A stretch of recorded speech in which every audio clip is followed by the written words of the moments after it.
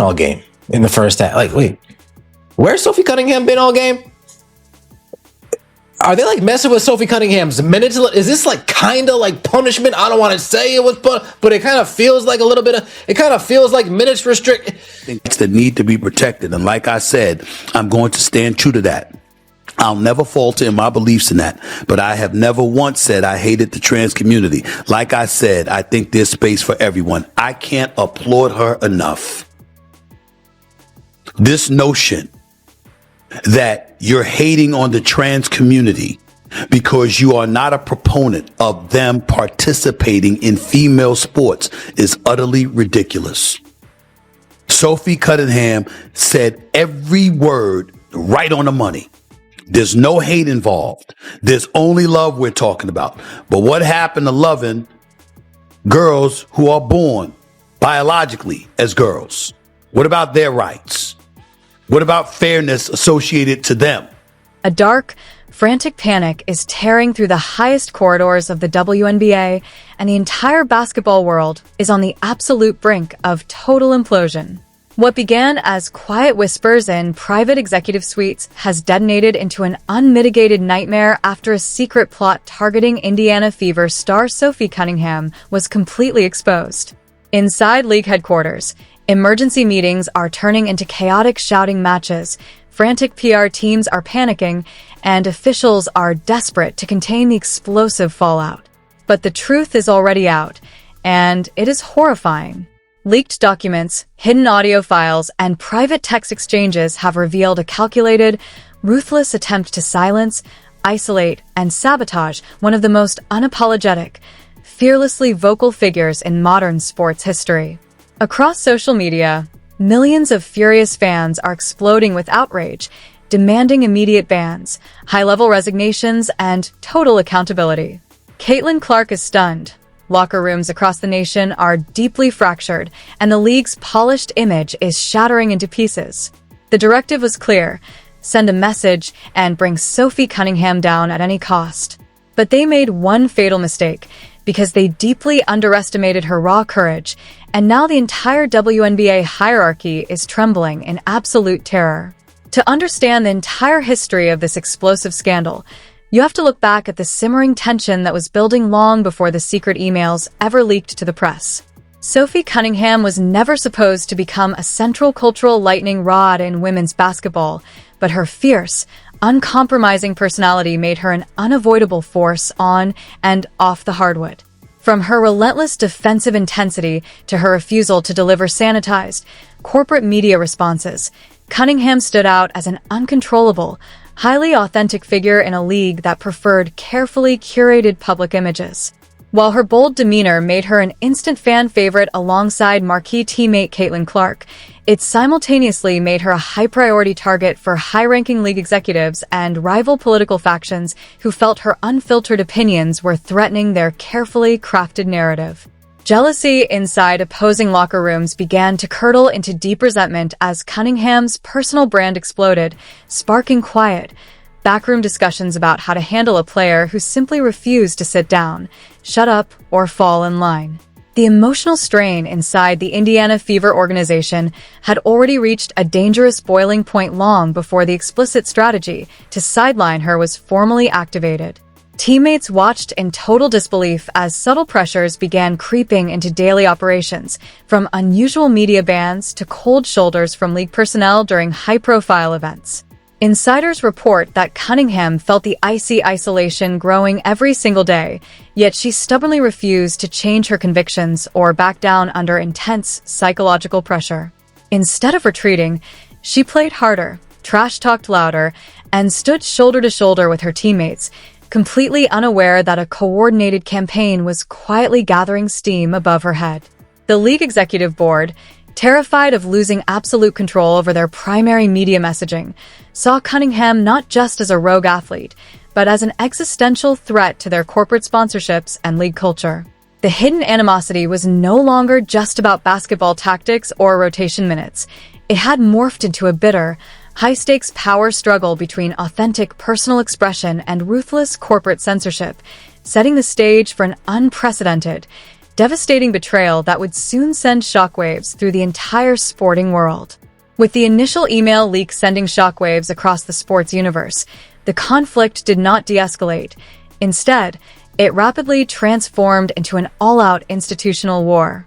Rather than issuing a standard corporate apology or launching an independent internal review, the league's top leadership doubled down with ruthless aggression.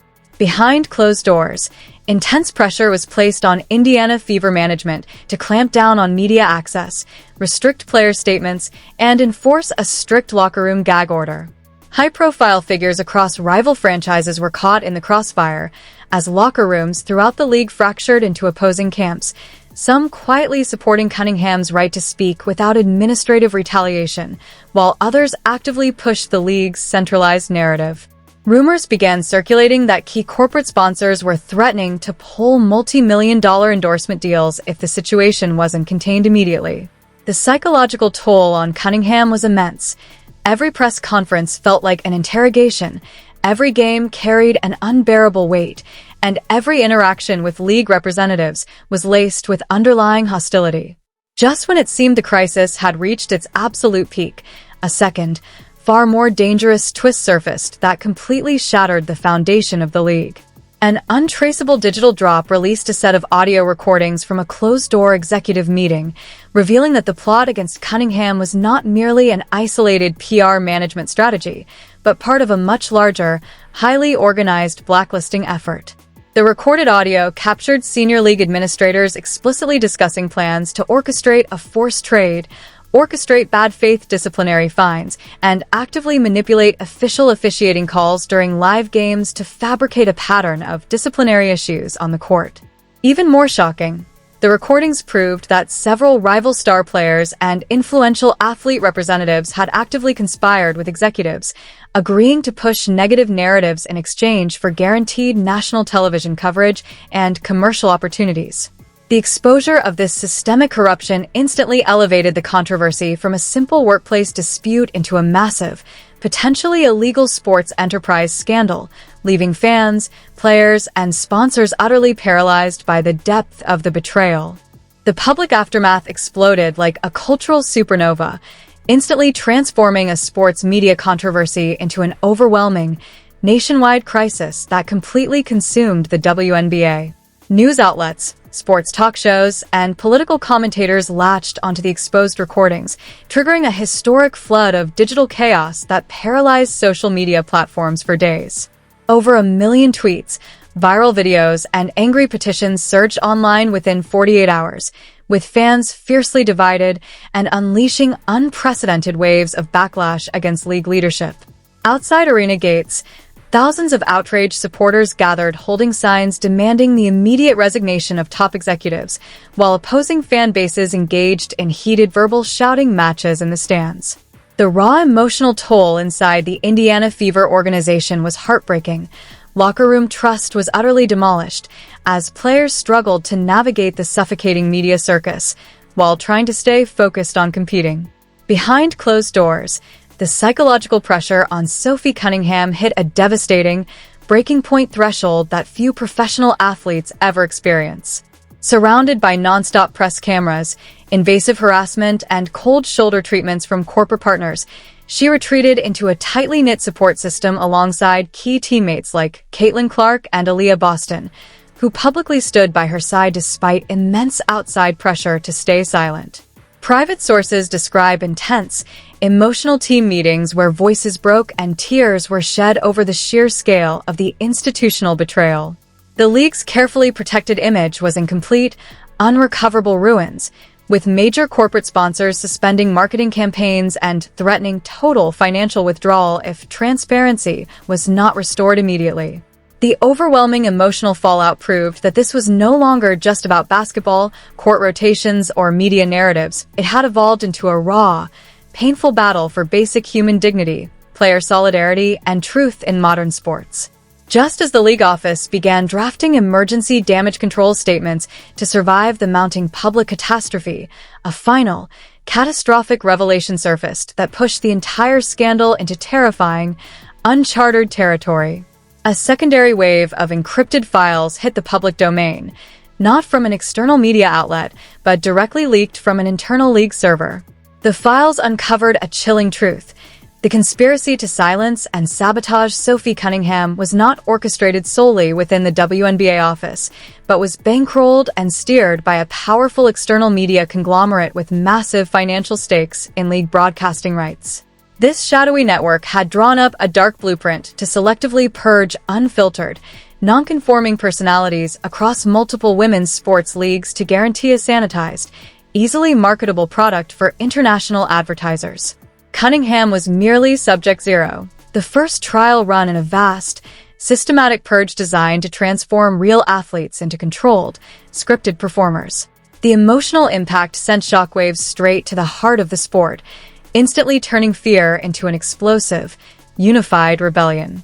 Inside the Indiana Fever facility, Caitlin Clark, Aaliyah Boston, and Cunningham held an emergency closed-door meeting with player representatives from across the entire league.